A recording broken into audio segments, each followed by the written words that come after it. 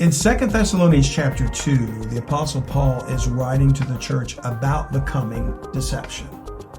Okay. And here's the term he uses in chapter 2, verse 1. Now we beseech you, brethren, by the coming of our Lord Jesus Christ, and by our gathering together unto him. And by the way, right there, verse 1, our gathering together unto him, for me, implies the rapture. Okay. I was just Not about to ask you the that. second coming. So, yeah. When he comes with all of us and his saints and his armies of angels. Mm-hmm. But I think it's our gathering together to him is that he's beseeching, which means to beg. I'm begging you by the fact that we're going to be gathered together that you're not going through the wrath. Okay. Verse 2, that you be not soon shaken in mind or be troubled, neither by spirit, nor by word, nor by letter, as from us, as that the day of Christ is at hand. So the day of Christ is tribulation. That's when the wrath falls, and that's when he returns with his army to seek vengeance. Okay, so he's saying, I'm begging you to understand by our gathering together that don't be deceived that you're going to be in the day of Christ. Okay. Verse 3, let no man deceive you by any means, for that day, the day of Christ, shall not come except there come a falling away first, and that man of sin be revealed, the son of perdition. And that's a reference to the Antichrist. He's also called the son of perdition. So let me stop you right there. So the day of Christ, which would be the beginning of the tribulation period, correct? I believe so. Okay. Cannot start until the Antichrist is revealed.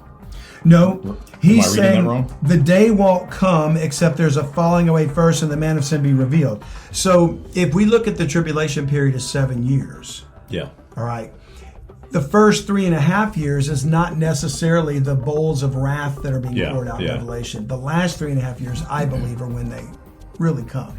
So you could say the day of Christ begins with the wrath falling and then his triumphant return.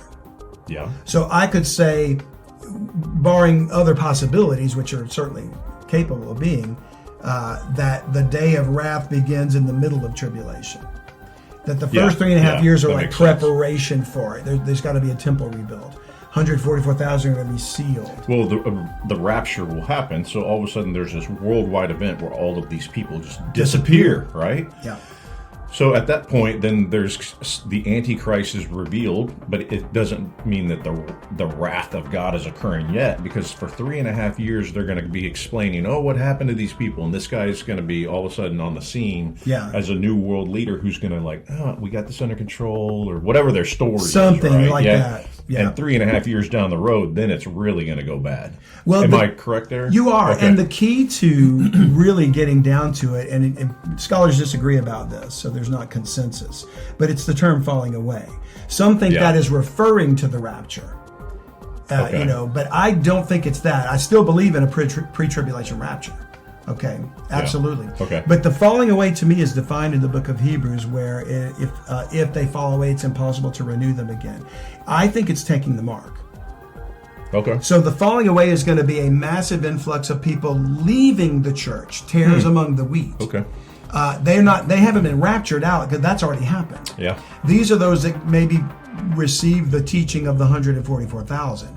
Believe the signs and miracles done by the 2 witnesses, whatever. Yeah. Whatever happens that causes them to believe. And then when the false Messiah, the son of perdition, appears and declares himself to be God, they're going to fall for it and leave. They're going to go out from us, as John said. They went out of it from us, but they were not of us. That's the falling away. I believe it's that specific event. Wow. Yeah. So to me, the falling away is going to reveal him for who he is. But for the first 3.5 years of tribulation, we may not know that's who he is. But the falling away is people taking the mark. I think what so. You're saying. So it's like believers. Here's the story. All those people that disappeared were actually taken up into the mothership, where they're being reprogrammed. Could be the story. Because they don't understand, like the rest of you who are still here on Earth, whatever, our philosophy or whatever. And everybody needs to take this mark, which is the new higher technology, where we're going to take you to human 2.0 or something like that. Well, you're tying into everything that I think is actually going to happen. I really think your scenario is very plausible.